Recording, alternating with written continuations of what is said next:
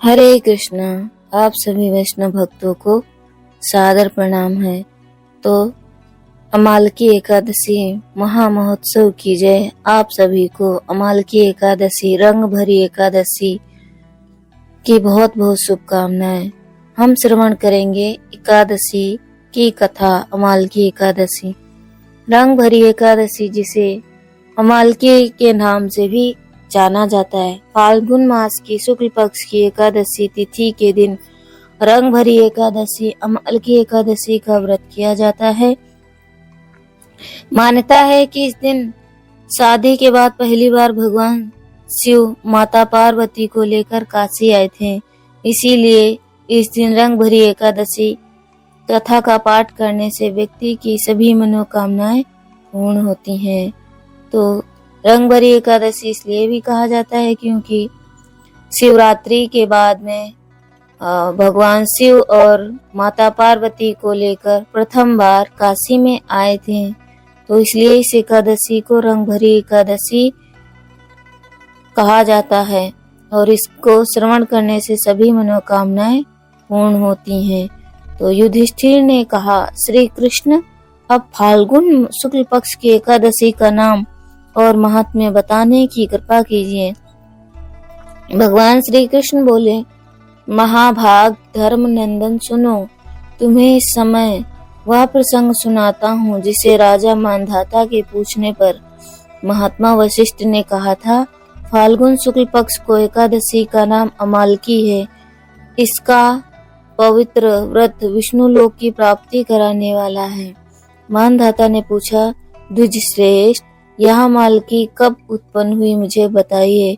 वशिष्ठ जी ने कहा, महाभाग सुनो, पृथ्वी पर अमालकी की उत्पत्ति किस प्रकार हुई यह मैं तुम्हें बताता हूँ। अमालकी महान वृक्ष है जो सब पापों का नाश करने वाला है। भगवान विष्णु के थूकने पर उसके मुख से चंद्रमा के समान कांतिमान एक बिंदु प्रकट हुआ। वह बिंदु पृथ्वी पर गिरा। उससे अमालकी आंवले का महान वृक्ष उत्पन्न हुआ। यह सभी वृक्षों का अधिभूत कहलाता है। इसी समय समस्त प्रजा को सृष्टि करने के लिए भगवान ने ब्रह्मा जी को उत्पन्न किया। उन्हीं से इन प्रजाओं की सृष्टि हुई। देवता, दानव, गंधर्व, यक्ष, राक्षस, नाग तथा निर्मल अंतःकरण वाले महर्षियों को ब्रह्मा जी ने जन्म दिया। उनमें से देवता और ऋषि उस स्थान पर आए जहाँ विष्णु प्रिया अमालकी वृक्ष था। महाभाग उसे देखकर देवताओं को बड़ा विस्मय हुआ। वे एक दूसरे पर दृष्टिपात करते हुए उत्कंठा पूर्वक उस वृक्ष की ओर देखने लगे। खड़े खड़े सोचने लगे कि वृक्ष पाकर आदि वृक्ष तो पूर्व कल्प की भांति है, जो सब के सब हमारे परिचित हैं, किंतु इस वृक्ष को हम नहीं जानते। उन्हें इस प्रकार चिंता करते देख आकाशवाणी हुई, महर्षियों, यह सर्वश्रेष्ठ अमालकी का वृक्ष है जो विष्णु को प्रिय है। इसके स्मरण मात्र से गोदान का फल मिलता है और स्पर्श करने से इससे दूना और फल भक्षण करने से इसका जो फल होता है आंवले का फल, इसको खाने से तिगुना पुण्य प्राप्त होता है। तो प्रथम है कि इसको स्पर्श करने से, इसको स्मरण इसको याद करने से गोदान का फल मिलता है। अगर इसको स्पर्श करते हैं तो दूना फल भक्षण करने फल मिलता है और उसको खाने से तिगुना फल पुण्य प्राप्त होता है। इसीलिए सदा प्रयत्न पूर्वक अमालकी का सेवन जरूर करना चाहिए। यह सब पापों को हरने वाला वैष्णव वृक्ष कहलाता है। इसके मूल में विष्णु, उसके ऊपर ब्रह्मा, स्कंद में परमेश्वर भगवान रुद्र, शास्त्रों में मुनि, टहनियों में देवता, में पत्तों में वसु, फूलों में मरुतगण तथा ना फलों में समस्त प्रजापति वास करते हैं। अमल की सर्वदेवमयी बताई गई है। अतः विष्णु भक्त पुरुषों के लिए यह परम पूज्य है। ऋषि बोले, अव्यक्त रूप से बोलने वाले महापुरुष, हम लोग आपको क्या समझे? आप कौन हैं? देवता हैं या कोई और? हमें ठीक ठीक बताइए। आकाशवाणी हुई, जो संपूर्ण भूतों के कर्ता और समस्त भुवनों के सृष्टा हैं, जिन्हें विद्वान पुरुष भी कभी कठिनता से देख पाते हैं, वही सनातन विष्णु हूँ मैं। देवाधिदेव भगवान विष्णु का कथन सुनकर उन ब्रह्मा कुमार महर्षियों के नेत्र आश्चर्यचकित हो उठे। उन्हें बड़ा विस्मय हुआ। वे आदि अनंत रहित भगवान की स्तुति करने लगे। ऋषि बोले, संपूर्ण भूतों के आत्मभूत आत्मा एवं परमात्मा को नमस्कार है। अपनी महिमा से कभी च्युत न होने वाले अच्युत को नित्य प्रणाम है। अंत रहित परमेश्वर को बारंबार प्रणाम है। दामोदर अंत रहित परमेश्वर को बारंबार प्रणाम है।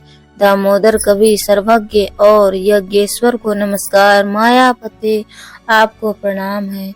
आप विश्व के स्वामी हैं। आपको नमस्कार है।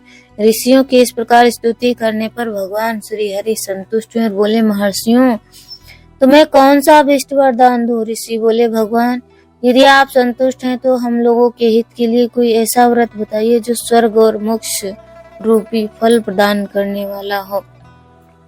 श्री विष्णु जी बोले, महर्षियों, फाल्गुन शुक्ल पक्ष में यदि पुष्य नक्षत्र से युक्त द्वादशी हो तो वह महान पुण्य देने वाली है और बड़े बड़े पातकों का नाश करने वाली होती है। द्विजवरों, उसमें से जो विशेष कर्तव्य है उसको सुनो। अमालकी एकादशी में आंवले के वृक्ष के पास जाकर वहां रात्रि जागरण करना चाहिए। इससे सब मनुष्य सब पापों से छूट जाता है और सहस्त्र गोदानों का फल प्राप्त होता है। विप्रगण और व्रतों में उत्तम व्रत है, जैसे मैंने तुम लोगों को बताया है। ऋषि बोले, भगवान, इस व्रत की विधि बतलाइए, कैसे पूर्ण होता है? इसके देवता, नमस्कार और मंत्र कौन से बताए गए? उस समय स्नान और दान कैसे किया जाता है? पूजन की विधि कौन सी विधि है तथा उसके लिए मंत्र क्या है? इन सब बातों को यथार्थ रूप से वर्णन कीजिए। भगवान विष्णु ने कहा, द्विजवरों, इस व्रत को जो उत्तम विधि है उसको श्रवण करो। एकादशी को प्रातः काल दंत वादन करके संकल्प करें कि हे पुंडरीकाक्ष, हे अच्युत, मैं एकादशी को निराहार रहकर दूसरे दिन भोजन करूंगा। आप मुझे शरण में रखें। ऐसा नियम लेने के बाद पतित, चोर, पाखंडी, दुराचारी, मर्यादा भंग करने वाले तथा गुरु पत्नी गामी मनुष्य से वार्तालाप ना करें। अपने मन को वश में रखते हुए नदी में, पोखरे में, कुएं पर अथवा घर में ही स्नान करें। स्नान के पहले शरीर में मिट्टी लगाएं। मृतिका लगाने का मंत्र अश्वक्रांते रथाक्रांते विष्णुक्रांते वसुंधरे मृतिके हर में पापम जन्म प्रकोटया समर्जितम। वसुंधरे, तुम्हारे ऊपर अश्व और रथ चला करते हैं तथा वामन अवतार के समय भगवान विष्णु ने भी तुम्हें अपने पैरों से नापा था। मृतिके, मैंने करोड़ों जन्म से पाप किए हैं, मेरे उन सब पापों को हर लो। खान मंत्र त्वं माता सर्वभूतानां जीवनं तत्तन्तु रक्षकं स्वदेजी सिद्ध जानितां रसानां पतये नमः। स्रोताहं सर्वतीर्थेषु हृदयाप्रस्थवाडेषु च नदीषु देवाखातेषु इदं स्नानं तु भवेत्। जल की अधिष्ठात्री देवी माता, तुम संपूर्ण भूतों के लिए जीवन हो, वही जीवन जो स्वेद, तेज और उद्दीज जाति के जीवक को भी रक्षक है। तुम रसों की स्वामिनी हो, तुम्हें नमस्कार है। और देव संबंधी सरोवरों में स्नान कर चुका मेरा यह स्नान उक्त सभी स्नानों को फल देने वाला है। विद्वान पुरुष को चाहिए कि वह परशुराम जी को सोने की प्रतिमा बनवाए। प्रतिमा अपनी शक्ति और धन के अनुसार जो 1 या आधे मासे स्वर्ण की होनी चाहिए। खान के पश्चात घर आकर पूजा और हवन करें। इसके बाद सब प्रकार की सामग्री लेकर आंवले के वृक्ष के पास जाएं। वहां वृक्ष के चारों ओर जमीन झाड़ बुहार लीप पोत कर शुद्ध करें। शुद्धि की हुई भूमि में मंत्र पाठ पूर्वक जल से भरे हुए नवीन कलश की स्थापना करें। कलश में पंचरत्न और दिव्य गंध आदि छोड़ दें। श्वेत चंदन से उसको चर्चित करें।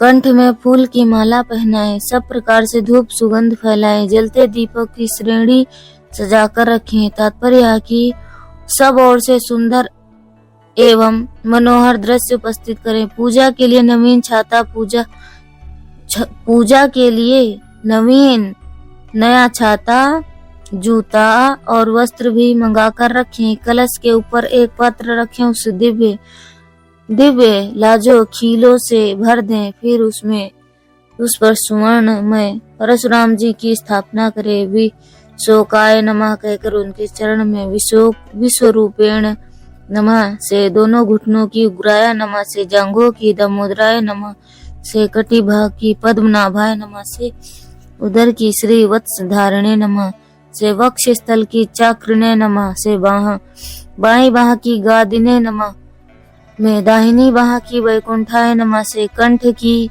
यज्ञ मूलाय नमः से मुख की, विशोक निधाय नमः से नासिका की, विष्णु देवाय नमः से नेत्रों की, वामनाय नमः से लाट की, सर्वमात्मने नमः से संपूर्ण अंगों तथा मस्तक की पूजा करें।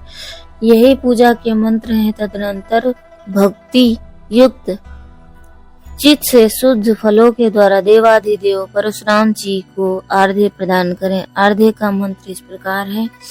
नमस्ते देवे स जन्म दग्ने नमस्तुते ग्रहाणाम अर्ध्यमिमं दत्तमामलं युक्तं हरे देवेश्वर जमदग्नि नंदन श्री विष्णु स्वरूप परशुराम जी।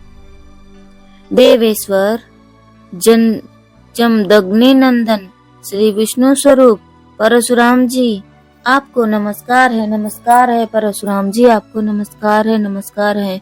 आंवले के फल के साथ दिया हुआ मेरा यह आर्घ्य ग्रहण करे। तदनंतर भक्ति युक्त चित्त से जागरण करें। नित्य संगीत वाद्य, धार्मिक उपाख्यान तथा श्री विष्णु संबंधित कर्ता तथा वार्ता आदि द्वारा वह रात्रि व्यतीत करें। उसके बाद भगवान विष्णु के नाम लेकर अमालकी वृक्ष की परिक्रमा 108 या 28 बार करें। फिर सवेरा होने पर श्री हरि की आरती करें। ब्राह्मण की पूजा करके वहां से सब सामग्री निवेदन करें। परशुराम जी का कलश, 2 वस्त्र, जूता आदि सभी वस्तुएं दान कर दें। यह भावना करें कि परशुराम जी के स्वरूपों में भगवान विष्णु मुझ पर प्रसन्न हो। तत्पश्चात अमालकी का स्पर्श करने के बाद प्रदक्षिणा करें और स्नान करने के बाद विधि पूर्वक ब्राह्मणों को भोजन कराएं। तदनंतर कुटुंबियों के साथ बैठकर स्वयं भी भोजन करें। ऐसा करने से पुण्य होता है, वह सब बतलाता हूँ, सुनो। संपूर्ण तीर्थों के सेवन से जो पुण्य प्राप्त होता है तथा सब प्रकार के दान देने से जो फल मिलता है, वह सब उपयुक्त विधि के पालन से शुभ होता है। समस्त यज्ञों की अपेक्षा भी अधिक फल मिलता है, इससे तनिक भी संदेह नहीं है। यह व्रत सब व्रतों में उत्तम है, जिसका मैंने तुम्हें पूरा वर्णन किया। वशिष्ठ जी कहते, महाराज, इतना कहकर देवेश्वर भगवान वहां से अंतर्धान हो गए। तत्पश्चात उन समस्त महर्षियों ने उस उक्त व्रत का पूर्ण रूप से पालन किया। नृपश्रेष्ठ, इसी प्रकार तुम्हें इस व्रत का अनुष्ठान करना चाहिए। भगवान श्री कृष्ण कहते हैं, युधिष्ठिर, यह दुर्दर्श व्रत मनुष्य को सब पापों से मुक्त करने वाला है। तो हरे कृष्णा, अब हम आपसे मिलते हैं। व्रत कथा में ये थी पूजन सामग्री, व्रत विधि की कैसे पूजन करें और